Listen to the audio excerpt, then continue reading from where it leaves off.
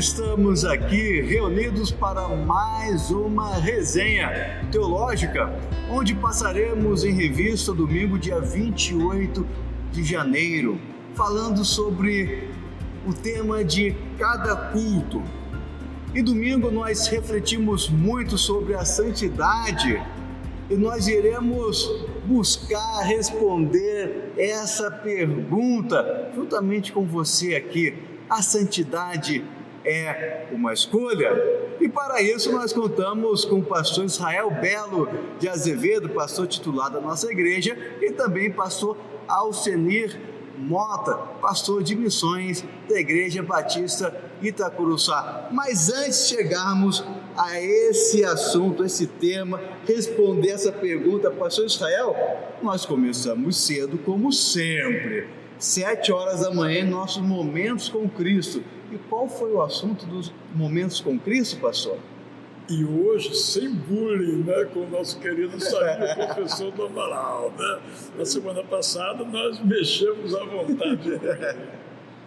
Um dos grandes temas que me ocupam a mente é o tema da liberdade. Isso inclui a incerteza. O livro de Eclesiastes, no qual estamos meditando, é um livro que nos fala da realidade da vida.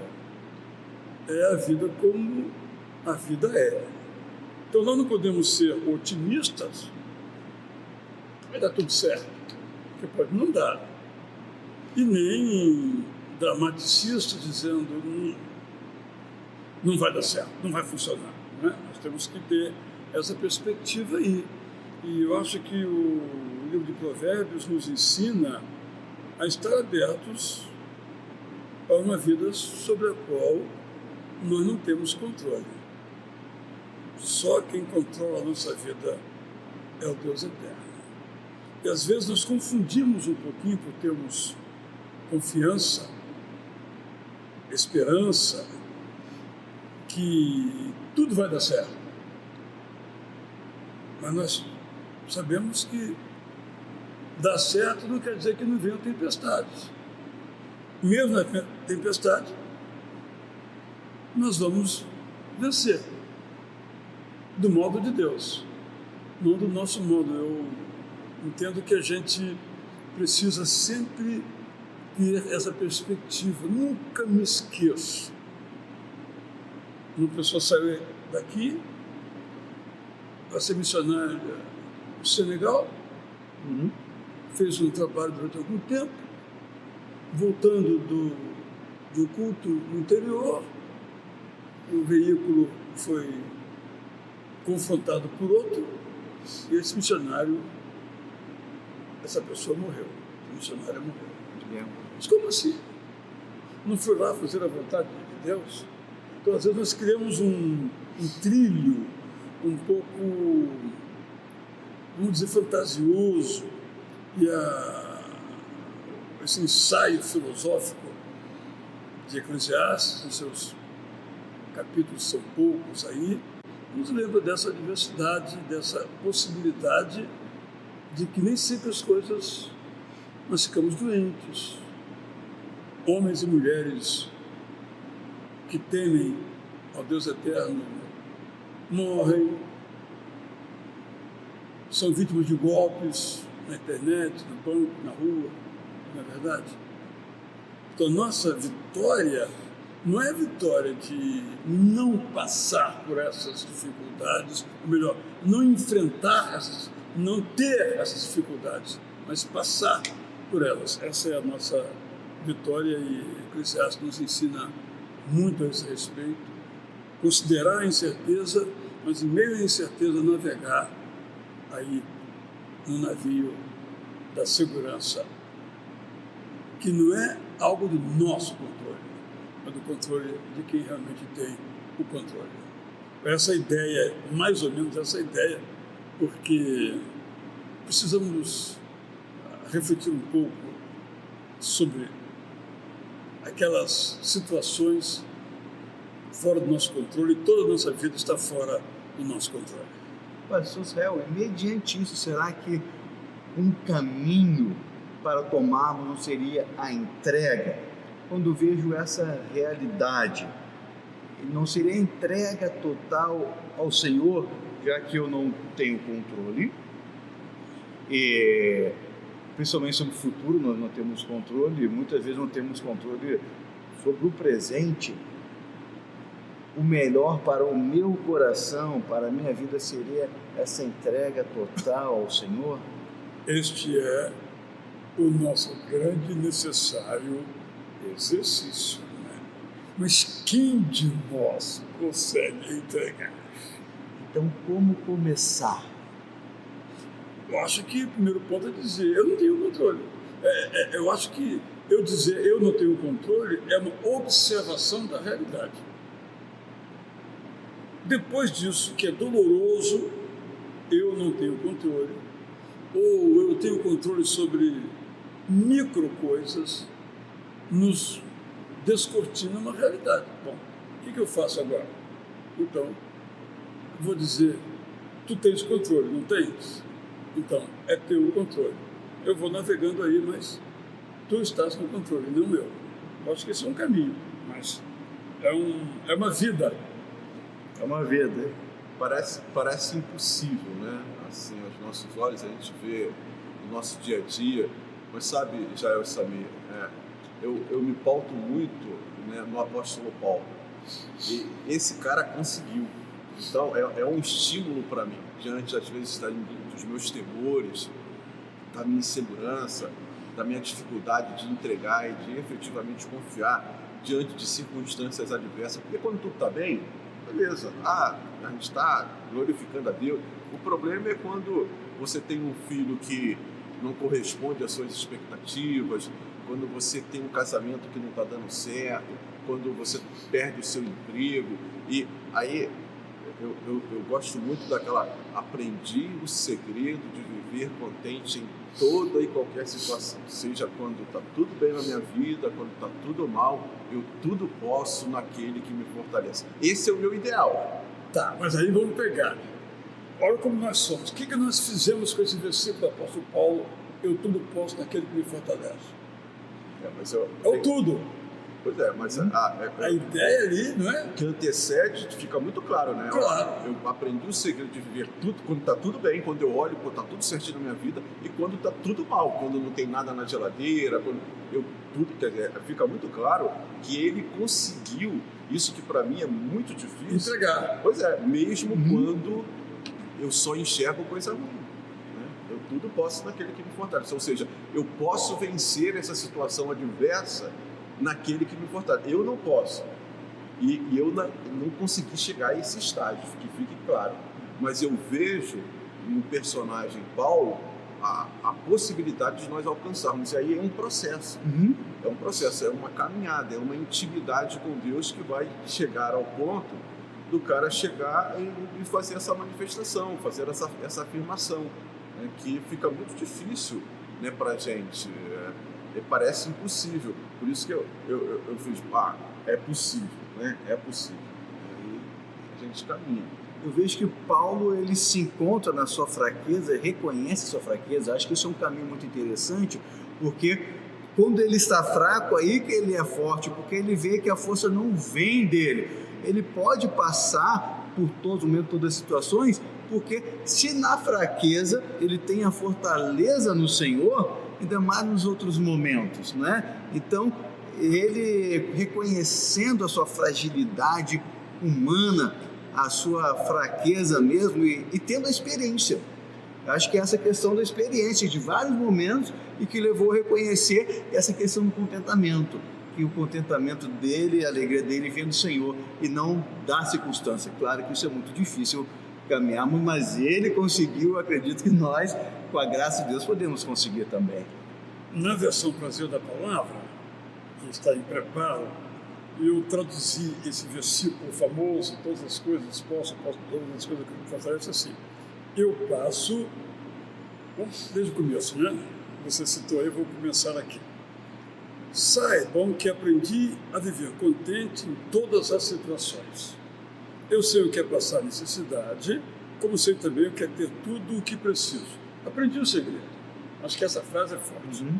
Aprendi a viver contente, você citou, quando tenho alimento e quando não tenho, na abundância e na escassez. O segredo é confiar plenamente em Jesus. Eu passo por todas as situações, as boas e as ruins, com a força que recebo como resultado da minha amizade com Jesus Cristo. Então, não é mais aquela, eu posso todas as coisas, eu posso comprar tudo, eu posso vencer tudo. É outra ideia, e não que o texto eu posso, a tradução esteja incorreta, mas permite que uma pessoa tome esse aprendizado do apóstolo Paulo, não como aprendizado, mas como um direito, né? Então, eu sou tem direito a tudo, a carro, casa, geladeira cheia, não é? Essa é a perspectiva aí de uma revisão de nossa teologia prática. E é o que a Bíblia vai nos ensinando. E o livro de Eclesiastes é um soco na cara, né? Realismo ali, né? E no culto de 9 horas e 11 horas também, nós conversamos sobre a santidade. Eu acredito que um dos caminhos para a santidade é o que nós já estamos conversando aqui, essa questão da entrega, do reconhecimento, não é? E nós temos aqui uma pergunta para responder. Já podemos trazer essa pergunta? Vamos segurar um pouco. Eu diria que se pode formulá-la, mas renomeando. Nós temos uma pergunta para respondermos. Aí tudo bem, pode fazer, porque cada um vai responder. Qual é a pergunta? A pergunta é a seguinte: a santidade é uma escolha?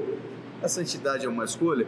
Eu acho que nós podemos partir, então, da questão primeira, a vontade de Deus para a santificação.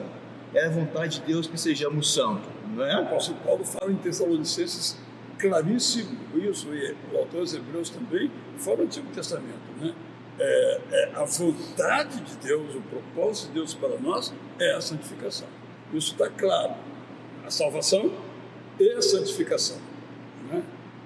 Há uma maneira tradicional na qual eu me vinculo de pensar que a salvação é um ato e a santificação é um processo. Uma outra maneira de pensar que a santificação é um ato. Deus fez isso e nos santificou, no sentido de separou. E a conversão é um processo. Você vai se convertendo. É uma questão de linguagem apenas, mas acho que fica muito claro as dimensões do ato e as dimensões do processo. Antes de tratar do assunto, que vocês certamente têm refletido sobre o tema, todos nós fazemos isso, como a gente não cair no farisaísmo? Então, eu penso que é importante a gente saber o seguinte: Deus não gosta mais de mim ou menos de mim porque eu estou no caminho ou não da santificação, porque Ele já fez tudo por mim ao entregar o próprio Filho dele para morrer em meu lugar. Não há nada que eu possa fazer para então agora ser melhor aos olhos de Deus, porque eu não sou melhor, Ele que me santificou ou que me converteu, né, pelo trabalho regenerador do Espírito Santo em nós. Então, esse cuidado, porque algumas percepções cristãs, evangélicas, ensinam inclusive que se uma pessoa se afasta do caminho da santificação, perde também a salvação. Isso gera um terror muito grande. Então você tem muitos evangélicos que se perguntam: será que eu vou manter a minha salvação até o fim da minha vida? Eu entendo que esse terror não procede.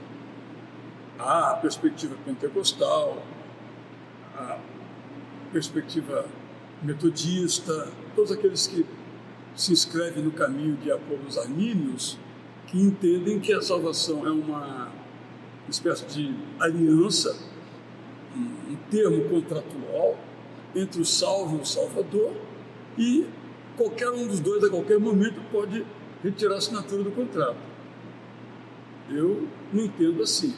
Me inscrevo na perspectiva calviniana de que é um decreto de Deus, mas que conhece os nossos atos todos do presente e também do futuro. Então a salvação não se perde se de fato nós a recebemos de Deus, ela é para sempre. Bem, e a santificação? Essa é a pergunta. Sim. Eu fiz algo para ser salvo? Também é um problema. Concorda comigo, Alcemir? Peraí, você não fez nada para ser salvo? Você é salvo sem ter feito nada? Eu acho que nós não temos escolha. Nós somos salvos sem ter feito nada. Ou seja, a salvação foi uma iniciativa. Nós temos um irmão aqui que diz, não, você tem que aceitar. Ao aceitar, você fez alguma coisa. Sim, mas essa alguma coisa não nos salva. O que nos salva é a graça oferecida pelo sangue de Jesus na cruz do Calvário. Diante dessa oferta, diante dessa maravilhosa oferta, a graça, o que eu faço? Esse eu aceito é obra? Eu aceito é ação? É decisão, apenas isso. Eu tenho que tomar uma decisão. Se eu recuso ou não, eu não tenho que fazer nada. Isso gera também dificuldades. Como é que você vê isso, Alcemir? Eu vejo esse reconhecimento da dependência de Deus, né? Esse aceitar. Citando Paulo novamente, lá em Efésios capítulo 1, versículo 13, diz lá, quando vocês ouviram e creram no Evangelho, né, na palavra da verdade, no Evangelho que os salvou, vocês foram selados com o Espírito Santo. Então, quer dizer, ali existe uma ação. Quer dizer, você ouve o Evangelho, você ouve a palavra e você a aceita. Porque muitos se fecham. Então, quer dizer, a única ação humana no processo de salvação é essa aceitação. É um presente de Deus dado ao homem sem nenhum merecimento, mas que necessita que o homem aceite. Eu posso recusar esse presente. Então, mas eu não considero que recusar ou aceitar o presente esteja na categoria das obras. Porque eu acho que para entender obra é uma coisa que eu tenho me debruçado a respeito, tanto é que na tradução, por exemplo, da palavra eu não uso obras, eu uso atitudes, sujeito a mudanças, evidentemente, que as obras têm a ver com a obediência aos mandamentos mosaicos. Aquelas são as obras. Fazer sacrifício, etc., purificar-se, etc., nos termos do Antigo Testamento. Então, isso não é necessário para ser salvo. Aí a circuncisão, eu tenho que me circuncidar, eu tenho que guardar o sábado, por exemplo, né? Então, só para registrar aqui como ficou na base da palavra, o texto você citou os 13 e o 14, Efésios 1, 13 a 14. Louvamos ao Deus eterno porque, por intermédio de Jesus Cristo, vocês ouviram a verdade. Ponto. Tendo aceitado o Evangelho, podem viver seguros de que vão ver cumpridas todas as promessas anunciadas e garantidas pelo Espírito Santo, até o dia da segunda vinda de Jesus Cristo, quando a glória de Deus será vista por todos. Então, aqui já misturou um pouquinho, digamos, salvação com santificação, mas eu não sei o que você acha, Samir, mas eu acho que o aceitar ou não aceitar não é obra. Não é alguma coisa... Eu só registrar aqui também, eu concordo plenamente com você. Tá bom. Então, não é obra. Então a gente não faz nada nesse sentido. Sim, bem. não é obra. Porque se fosse assim, olha, está aqui a cruz. Agora então você vai obedecer, você vai fazer isso, isso e isso. E eu vou olhar se vou salvar você ou não. Não. Tanto é que quando eu estava tratando do tema da justificação em Romanos, eu cheguei a pensar na palavra justificação como uma primeira ideia que eu tive, de traduzi-la como aprovação prévia. Porque a justificação é uma aprovação prévia. Eu não fiz nada, mas eu sou justificado, né? Nesse sentido, depois eu decidi usar perdão. Então, eu não uso a palavra justificado, porque eu acho que é difícil de entender a palavra nos dias de hoje. Então, encerrando essa parte aqui, nós lidamos com essas temáticas e eu penso, sabe, Samir, Alcemir, que elas não são apenas teológicas, elas são muito práticas, muito vivenciais, muito operacionais. Se eu tenho aquilo que você diz, que a santidade é mais alegria do que peso, essa teologia prática muda tudo. Agora, se eu fico sob a espada de agradar ou de não agradar a Deus, a santidade ou a santificação é uma coisa horrorosa, porque eu sei que eu não vou conseguir. Isso.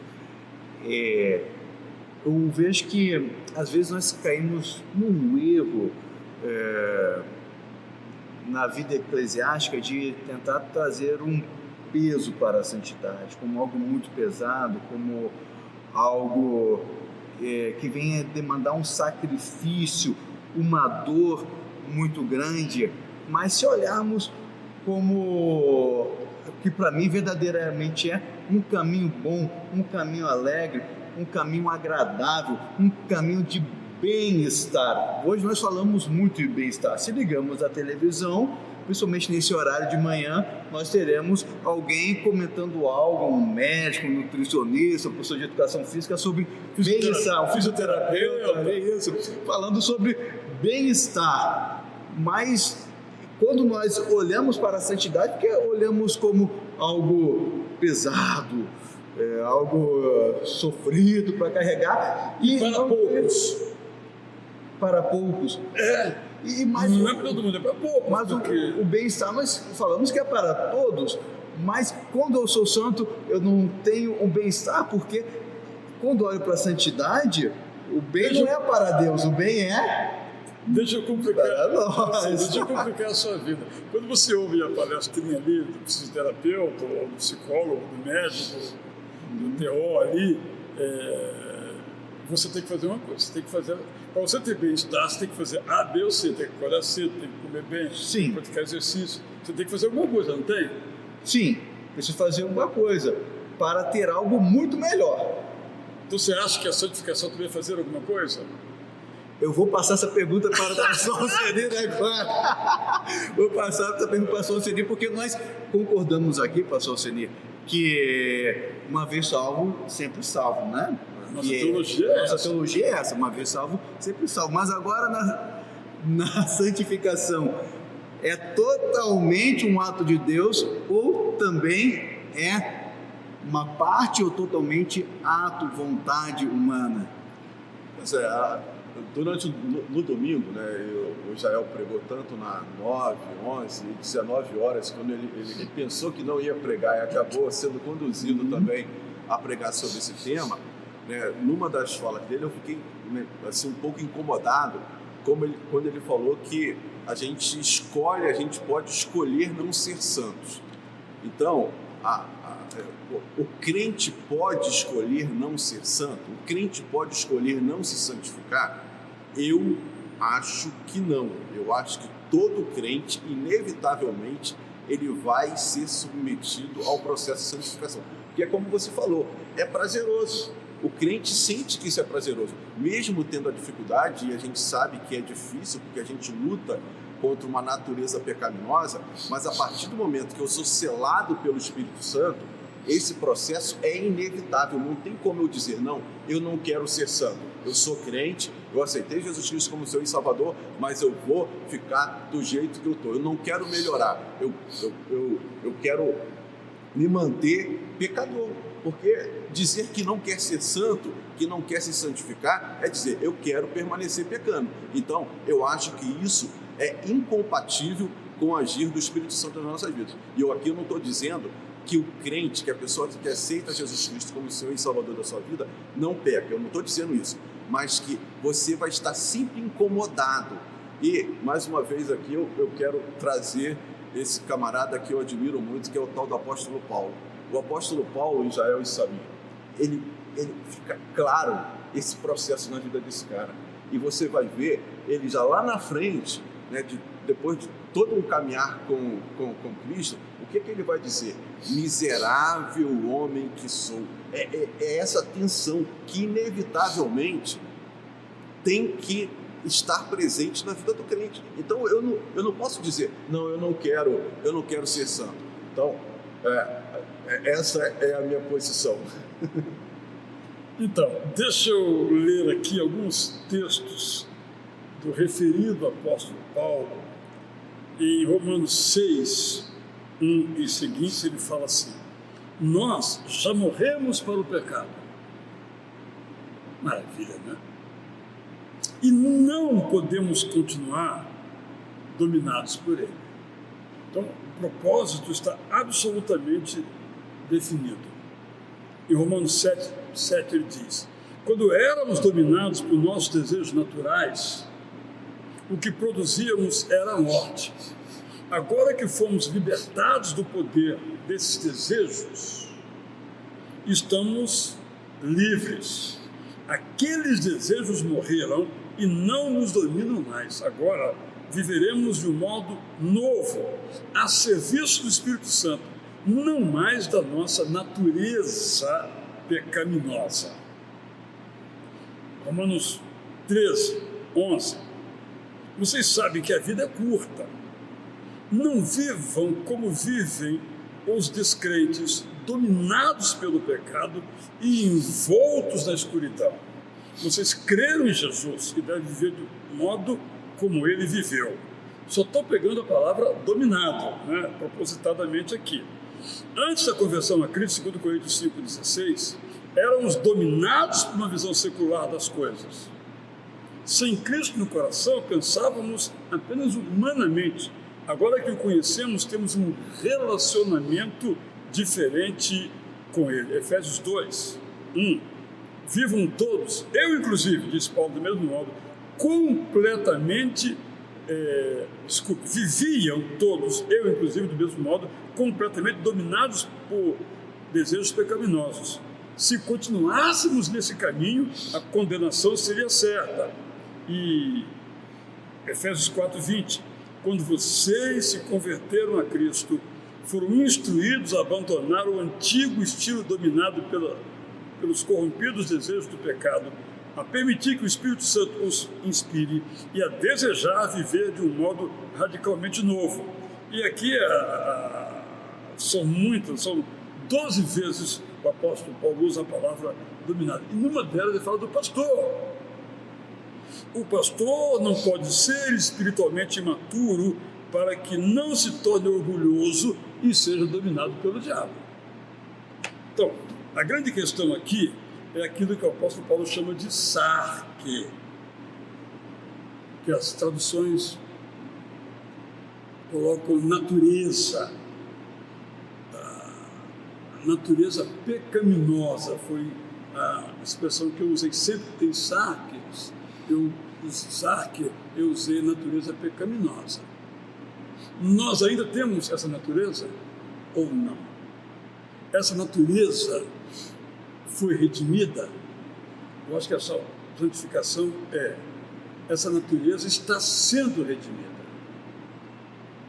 Isso é a santificação, porque nós ainda somos egoístas, nós ainda somos idólatras, mas eu acho que a santificação é a seguinte: cada vez menos egoístas, mas ainda egoístas, cada vez menos idólatras, mas ainda idólatra, ou do dinheiro, ou do sexo, ou do poder, ou da fama.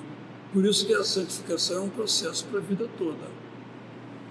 Eu diria, Alcemir, que os dois verbos que nos ajudam, ao meu ver, a entender a questão, e você está coberto de razão, se você coloca em lugar do verbo poder, o verbo dever, isto é, se eu sou selado com o Espírito Santo e regenerado por ele, eu devo seguir o caminho da santificação.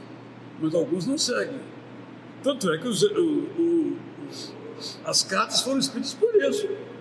Graças a Deus, por causa dos pecados lá dos Coríntios, dos Efésios, senão não seríamos orientados hoje. Então é uma jornada. Eu penso que nessa jornada, se eu penso numa caminhada, né? Quem dá os passos sou eu, mas quem diz caminho é o Espírito Santo. Eu vejo desse modo. Fala, Samir, pode falar. Eu queria sublinhar na fala do senhor, eu acho que nas 3 pregações que de domingo o senhor falou sobre a santidade, 9, 11, depois quando o Senhor tocou, Deus tocou no seu coração, depois eu gostaria de ao final falar um pouco sobre isso, sobre essa mudança da pregação que você tinha preparado um sermão e Deus tocou para outro, mas depois eu gostaria de falar sobre isso, mas falando aqui sobre a questão da santificação, acho que 2 vezes, não lembro, eu sei que no último sermão, mas não lembro no primeiro ou segundo, o irmão esteve falando a respeito do que nós recebemos, aquilo que toma conta da nossa mente, dos nossos corações. Se nós ouvimos algo, seja na música, seja o que lemos, seja na televisão, seja na mídia, que vai contra a palavra de Deus, mas estamos recebendo, nos enchendo daquilo, daqui a pouco nós vamos estar agindo conforme aquilo. Mesmo sendo pessoas convertidas no Senhor Jesus Cristo, mas aquilo vai tomando conta da nossa mente, do nosso coração, a gente vai pensando, então, nisso, e isso vai tomando conta da gente, a gente vai acabar agindo conforme aquela mensagem.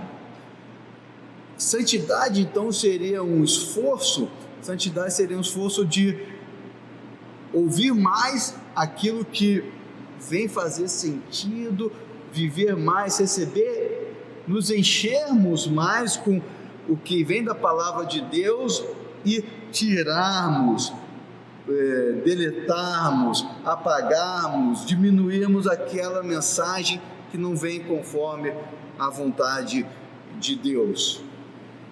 Cabe um esforço aqui ou não? O que você acha? Sim, eu acho que sim, tem esse esforço. Eu acredito que a santidade, ela vem de Deus, tem um agir de Deus, mas eu acredito que existe um esforço nosso, até o esforço de falar não, né? De dizer não para aquilo que não é de Deus, porque se existe a tentação, mediante a tentação, mesmo salvo, eu posso decidir, né? Sim, eu vou por esse caminho ou não, eu não vou por esse caminho. Nós podemos decidir e a decisão faz parte da vida. A Bíblia fala que nós não devemos, e o santo, o crente não vai viver no pecado, mas durante o dia nós temos vários momentos onde nos cabe essa decisão de pecar ou não pecar. Então eu acredito que também existe um esforço, e para mim esse esforço vem muito de quem eu sou, porque na minha forma de pensar, o agir vem depois do ser. Se eu sou cheio do Espírito Santo, possivelmente eu vou agir conforme o Espírito Santo. Vamos pegar aqui a sua imagem da sua outra profissão que você não tem exercido, que é a fisioterapia. Você recebe um paciente, ele tem uma lesão na coxa. E aí você diz, olha, você precisa primeiro vir aqui 3 vezes por semana para os exercícios. Você vai ficar bom. Você quer ficar bom? Você tem que vir 3 vezes por semana aqui para os exercícios. Eu estou supondo, né, que sim, você é o profissional. E vamos colocar, você vai ficar 1 mês sem praticar atividade física, vai ter que repousar essa musculatura. Se houve uma extensão muscular, você vai ter que descansar. E depois você vai dizer, agora vamos reforçar as outras partes do seu corpo. Sim, para não sobrecarregar aquele membro que está lesionado. Aí eu digo, vai demorar muito. Quero não serei curado. Isso. Não é? Eu acho que a imagem é mais ou menos essa. Para não cair no legalismo, nós vamos dizer o seguinte: quem é que me mandou à academia? Na fisioterapia, o meu desejo. na santificação, o desejo de Deus. Seja santo. Essa é a minha vontade para você. Seja santo. Eu digo, quero muito trabalhoso. Eu quero viver. Deus fica triste, por isso não entristeça o Espírito Santo. Mas ele não saiu dali. Você está triste comigo. Então, o grande risco, repito, é a gente cair no legalismo. Porque o legalismo, se eu acredito que eu sou capaz, eu vou no fisioterapeuta. Ele fala assim, levanta essa mão. Aí eu levanto. Mas quem mandou eu levantar a mão? Foi o físico. E às vezes ele diz, está errado isso aí, hein? Não é esse movimento, não. É esse. Ele que controla a minha recuperação. Eu acho que essa é uma imagem para a santificação. O que você acha? Físico. Mas, olhando como fisioterapeuta, ele está te capacitando. Isso aí. E eu vejo que o Espírito Santo é aquele que nos capacita isso aí. para sermos santos. Não é sozinho. Sozinho eu não consigo. Então, sozinho eu não consigo. Como é que eu largo um vício? Não largo. Sozinho eu não largo. Então, você precisa ser um fisioterapeuta. Isso. Você precisa fazer o movimento, mas você está sendo capacitado por alguém para fazer de uma forma correta. Então, existe um esforço nosso, mas ele só é possível, eu creio, pela atuação e pela capacitação do Espírito Santo. Isso aí.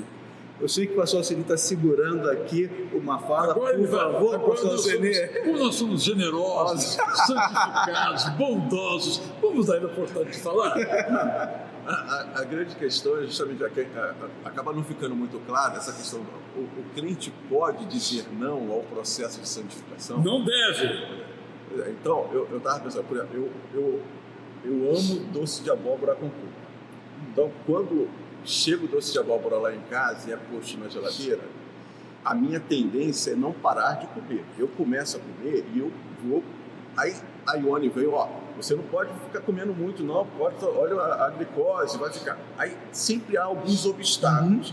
Aí eu vou lá no quarto e tal, mas eu já fico, quando é que eu vou poder ir lá e tal, pegar um pouquinho, uma colherzinha. Pois é, eu arrumo um jeito de chegar ali, porque é algo que me satisfaz, é algo gostoso. Então, eu penso que o ser salvo é ser inserido nesse processo de santificação. Mas você pode não comer o doce de abóbora? Eu posso, mas o doce de abóbora é tão gostoso que eu não quero. Eu sou impedido por esse sabor, por esse doce de abóbora com coco tão gostoso. E aí eu volto aqui ao meu pensamento. Eu acho que quando você aceita Cristo como seu Salvador, você é inserido nesse processo de santificação, que é um processo gostoso, que você vai poder dizer. Eu me lembro que na minha adolescência tinha aquele negócio, as pessoas sabiam que eu era crente, que eu frequentava a igreja, aí a gente tinha aquele bullying, né? Pô, você não pode nada, você não pode ir fazer isso, você não pode fazer aquilo, você não pode... Pô, ser crente é muito chato. Aí, me vinha aquilo, né? Não, na realidade é ao contrário. Eu posso dizer não a tudo isso que eu sei que é ruim, que é prejudicial para a minha vida. Então eu tenho essa liberdade, eu tenho essa capacidade, e isso é gostoso. Então, quem se insere nesse processo de santificação, ele nunca vai dizer não, porque é algo aprazível. Então, por isso que eu acho que o crente, o salvo, nunca vai se negar a se santificar. E dentro dessa ilustração, eu quero trazer aqui o papel da irmã Ione, que ela tem um papel, então, para nós aqui estamos falando sobre a santificação do Espírito Santo, né? Que aquele desejo pelo doce de abóbora, o irmão precisa ali da Ione. Então, casou com a Ione está ali cumprindo, então, a sua função de não. A sua taxa de açúcar está alta, você não pode. E você dá ouvidos a Ione, porque você tem um compromisso, você é casado com ela, você ama a Ione. Então, eu vejo que nós, quando amamos o Senhor, amamos o Espírito Santo, nós vamos ouvir. mesmo sendo esse desejo muito forte pelo doce de abóbora. O Espírito Santo vai estar ali o tempo todo. Mas pode acontecer também, aí entra uma questão, pastor Israel, que não querendo mais ouvir a Ione, indo o tempo todo na geladeira pegar aquele doce de abóbora e já não dando mais ouvido para ela. Já não quero mais te ouvir, eu quero esses doces de abóbora. E a gente vai então se esfriando. Pode, na vida cristã, então, nós temos momentos de maior santidade e menor santidade? Essa é uma pergunta. O autor aos Hebreus cita o Antigo Testamento em que ele diz o seguinte: quando você ouvir a voz do Espírito Santo, não endureça o seu coração. Então, infelizmente, esse é um risco que nós corremos. Por isso, que vozes estamos ouvindo? Então, se eu começo a ouvir um monte de voz, essa voz aí está contra a Bíblia, mas eu continuo ouvindo. A Bíblia diz isso, mas não é bem assim. Aí daqui a pouco eu vou ouvir aquelas vozes. Eu acho que esse é um risco. Nós estamos falando aqui de diversas situações, né? Nosso temperamento. Você ouve assim, como eu já mencionei, nós devemos ser governados por nossos desejos. Tá. Mas quando esses desejos são de nossa natureza pecaminosa, nossa sarque, nós vamos segui-los ou não? A santificação é dizer sim ao fruto do Espírito e não à obra da nossa natureza. Por isso que eu digo que é uma escolha. Eu posso, não quero. Eu conheço pessoas que desistiram de ser santas. Não entenderam nada, eu penso. Mas é a escolha que fizeram, né? Tanto é que o apóstolo Paulo enfrenta esse assunto, sobretudo na igreja de Corinto, na segunda carta, ele orienta, inclusive, como lidar com essas situações. Bom, eu gostaria, assim, eu iria para o culto das 17 horas agora. Gente, você está livre para mandar a sua opinião aqui para a gente, porque o grande esforço nosso como pregadores, para a palavra que eu usei, esforço, né? Falar de uma maneira tal que haja comunicação. Sim. E às vezes nós estamos aqui nos comunicando, mas não conseguimos passar a ideia. Então, interaja conosco aí, mande mensagens, que um caminho é você apelar para a força. Se você não se santificar, você vai pagar as consequências. É verdade isso. Mas será que isso não põe mais afastamento da santidade do que destacar a alegria do doce de abóbora? Não é? A salvação é como um arroz doce, um doce de abóbora, um mamão com açúcar, alegria, não é? Eu acho que esse é um ponto que nós temos que refletir no nosso ensino, nossa pregação, para que faça sentido às pessoas da fé. E no culto das 17 horas nós falamos sobre mulheres santas, né? Consagradas ao Senhor. Então, o Senhor está trazendo a reflexão a respeito de mulheres na Bíblia. E falando primeiro dos Evangelhos, e no domingo só nos Atos dos Apóstolos, vou começar com Romanos e vamos chegar em 1 Coríntios, que é uma revolução total. Vou fazer uma pergunta para o pastor Alcenir. Quando estava ali cultuando junto, ouvindo a mensagem, eu fiquei pensando, pastor Alcenir, a Bíblia é repleta de textos que nos falam sobre a mulher, sobre o valor da mulher, sobre mulheres como protagonistas ali na obra de Jesus Cristo. Por que pessoas falam que o cristianismo, que a Bíblia não olha para as mulheres, porque nós vemos na Bíblia o tempo todo Jesus Cristo, então, caminhando com mulheres no ministério de Jesus, como foi bem colocado na pregação desse domingo de 5 horas. Por que então se levantam contra a palavra de Deus algo que não é verdadeiro?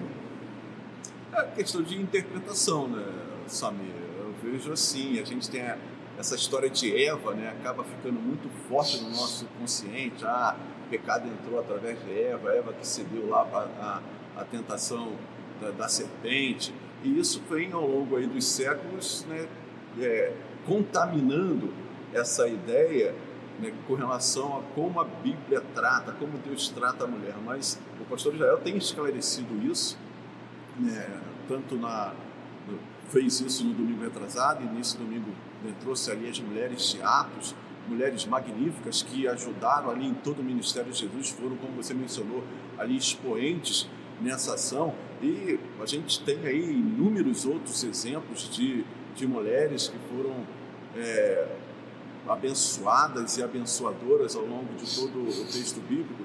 Então eu só consigo refutar essa questão dessa imagem, às vezes distorcida, por falta de conhecimento, de você estudar, de você ter um trabalho de fazer uma pesquisa do contexto ali em que a história é contada. Eu, inclusive, já tenho provocado aqui o pastor Israel já há umas 2 semanas, né? Eu estou curioso para saber, por exemplo, qual a explicação que ele vai dar quando Paulo manda as mulheres ficarem caladas. Então, se eu pego esse texto, né, e simplesmente pego ali e vou interpretar, qual a impressão que eu fico? Poxa, as mulheres realmente têm que ficar caladas, elas são menosprezadas pela Bíblia. Viu aí o grande apóstolo Paulo falando que as mulheres não podem falar. Então, aí, para que eu entenda, eu preciso fazer uma análise. E eu vou deixar que o pastor Israel faça essa análise e traga, no caso, a explicação para que a gente possa desmistificar essa ideia que, por exemplo, que Paulo,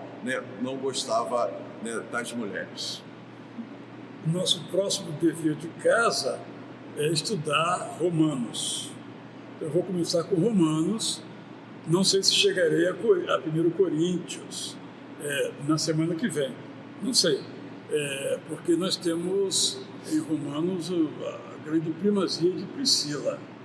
Temos que analisar essa história aí de Priscila, mas eu queria dizer que eu aprendi muito, olha que interessante, eu aprendi muito no culto das 5 horas sobre a história de Lídia. Lídia como vendedora de púrpura. Mas quando você coloca a palavra púrpura no Google, é uma doença. Não é? Por causa da cor. Púrpura, cor avermelhada, é uma doença. E aí eu fui pesquisar, durante a própria palavra, eu fui pesquisar um pouco mais, falando e olhando ali, e aprendi mais ainda, já tinha colocado isso na minha versão, mas aprofundei mais o conhecimento sobre este assunto, mas não vem o caso aqui, só para dizer como a gente aprende, né? É maravilhoso ensinar, porque o nosso primeiro aluno somos nós mesmos. Então, convido você a continuar aqui. Eu estou sem pressa. Você acuda a favor, consagrar pastores, sem pressa. E aí eu sei que eu vou enfrentar um grande problema, mas eu acho que vai ser bom. Só isso que eu posso dizer, vai ser legal. Indo então para o último assunto, o último culto das 19 horas, um culto direcionado, dirigido, conduzido pelo Espírito Santo, desde o seu início. Nós tivemos um filme que foi tocante, o mesmo que nós passamos no culto das 5 horas, né, sobre missões, e a partir daquele vídeo, o pastor Davi Mateus veio aqui à frente, falando daquele momento da conversão de uma criança, e Deus foi conduzindo e levou, né, o irmão a mudar a sua mensagem. Tinha preparado, como sempre faz, estuda durante horas, escreve a mensagem, e o Espírito Santo lhe conduziu a continuar refletindo e trazendo para a igreja, então, uma palavra a respeito da santificação. Eu sei que é uma pergunta muito pessoal, mas como se deu isso, pastor Israel? Quando o filme foi projetado no culto das 5, eu não ouvi, porque por razões de segurança nossa ali, o som fica desligado, para a gente não interagir, não atrapalhar, porque estava desligado o som. Então, eu não ouvi o que ela disse. Quando nós projetamos aqui, pastor, você projetou aqui, e ela falou que se converteu, vamos dizer, com um versículo que ela ouviu no rádio, que nós nunca usaríamos numa mensagem evangelística. Sim. Né? Eu fiquei pensando como Deus atua. Depois o Bruno Torres, que estava dirigindo o culto, explicando no intervalo de um hino para o outro, ele de novo falou desse resgate das trevas para a sua maravilhosa luz. Eu disse, eu não posso pregar o meu tema de hoje, que é o sucesso. Não posso. Sobre o que eu vou pregar? Então, aí vai se desenvolvendo uma ideia dentro da gente. Então, o que eu ouvi aqui? Aquela menina que não viu mais o pai, talvez viesse a ter o mesmo destino na Coreia do Norte do pai. E a mensagem era, seja sal e seja luz. Teve uma conversão nisso. Seja santificação, na verdade, digamos assim. Então, aquilo, como é que ela se converte naquilo? Depois da palavra do Bruno. Então, qual é a palavra que está presente nas duas menções, tanto na moça lá do filme, quanto na palavra do Bruno? Cessando de ser diferente. Uhum. Então, eu procurei na Bíblia, no caso na versão da palavra, a palavra diferença. Então, eu achei um texto diferente. Eu li esse texto, que foi basicamente isso. Então, não pergunte o que eu falei, que eu não sei. Não sei o que eu falei, porque foi falando de improviso à luz ali do texto que eu li. E eu gosto muito dessa ideia, o Socini tem uma ênfase muito grande em dependência de Deus, é uma das frases que caracteriza a teologia prática dele. E eu tenho meditado muito sobre essa ideia da diferença. Nós somos diferentes, aí de novo, nós devemos ser diferentes ou somos realmente diferentes? Voltamos àquela questão anterior, né? Eu penso em sermos diferentes porque conversão, a palavra original metanoia, que é a mudança de mente, de caráter. Se nós temos a mente e o caráter transformados pelo Senhor Jesus, temos que ser diferentes. Nós temos um caráter em transformação. Isso é santificação. Então, nós tivemos a primeira transformação, que nós íamos, metanoia, né, que você usou a palavra aí, nesse sentido, Paulo ia prender cristão. Converte-se e agora ele vem proteger cristão. Isso foi transformado. E ele continua agora a santificação no processo da transformação. Então, ser diferente é aceitar isso. Eu sou diferente. Mas não é fácil. Se todo mundo faz, por que eu não faço? Porque eu sou santo, eu sou diferente. Eu acho que esse, para mim, diferença é uma palavra, claro que é uma diferença de um monte de significado, né? Diferença de preço, diferença, mas tentando captar aqui, é que o homem ou a mulher, no caminho da santificação, ele é diferente, ou ele deve se compromissar a ser diferente, não importa o que isso venha lhe custar. Então, eu quis encorajar os participantes a não terem vergonha do Evangelho, não é? Não terem vergonha de ser diferentes, porque é isso que nos dá alegria de viver e nos faz prosseguir. Basicamente, eu achei interessante que você usou aquela imagem lá do saleiro que você tem lá na cozinha, que você vai lá e pega o sal. Bom, ali dentro do saleiro é muito tranquilo você ser sal, né? Você está ali, só que ali você não está cumprindo com a sua missão. Você está ali confortável, está dentro do saleiro, está lá quietinho e tal. Aí quando você sai do saleiro, aí você precisa cumprir com a sua missão. Você precisa salgar, você precisa ser diferente. Quando você cai no arroz... Só para lhe ajudar um pouquinho. Às vezes a comida fica com sal, mas sem sal, né? Você não botou o sal suficiente.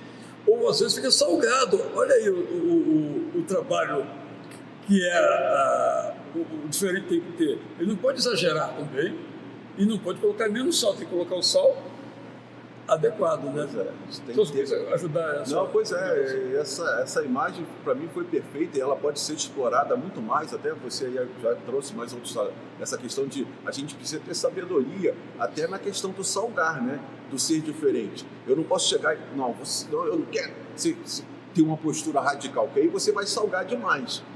E aí, mas quando você vai ali para temperar o arroz, por exemplo, você vai colocar aquela quantidade, né, ali adequada. Parece que ele sabe, hein? Para que o arroz venha ter aquele sabor que não fique insosso, né, e tal. Então, essa ideia, né, Israel, que você trouxe, ela foi muito assim, ela me trouxe essa provocação. Né? Como que a gente tem sido? Porque é muito fácil chegar no domingo e a gente está aqui dentro do saleiro. Isso aqui é um saleiro, né? Você está aqui no banco. Agora, o problema é segunda, terça, quarta e quinta, quando você tem que salgar o arroz, você tem que salgar o feijão, você tem que salgar a carne e de uma maneira correta e sábia, né? Para que não torne o arroz, o feijão muito salgado e nem sem sal. Quando pisam no seu carro, quando não valorizam você, quando xingam você, quando defraudam você, essa é a hora do sal, né? Da luz. Da luz. Então estamos chegando ao final da nossa resenha teológica e a nossa vontade aqui é de continuar esse assunto. E pedimos então que a graça de Deus esteja sobre a sua vida, que você reflita sobre a santidade. É uma decisão sua. Você quer ser santo? Eu quero ser santo. Você quer ser santo? Pastor Alcenir, nos peça então com uma oração. Deus amado, nós te agradecemos por mais este dia e te pedimos que o Senhor nos conceda sabedoria para vivermos, né, essas próximas horas, esses próximos minutos e segundos, sempre de forma a glorificar o Teu nome, pelo qual nós oramos. Amém. Amém.